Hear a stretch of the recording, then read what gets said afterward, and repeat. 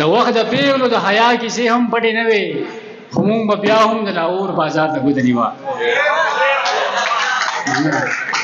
د وخت د پیغلو د حیا کیسې هم پټې نه وي خو مونږ به بیا هم د لاهور بازار ته ګوتنی وه چې په باجه به یې بچو له حلال رزق راوړو چې په باجه به یې بچو له حلال رزق راوړو څو تنګ نظرو به هغې پنکار ته ګوتنی وه چې په باجه به یې بچو له حلال رزق راوړو څو تنګ نظرو به هغې پنکار ته ګوتنی وه او چې پکې پټه وه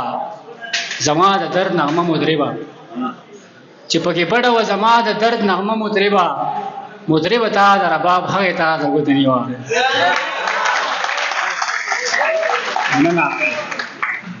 چې پکې پټه وه زما د درد نغمه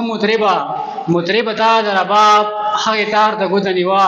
او هغه چې ستا به یې له نوم سره وجود بوږنېده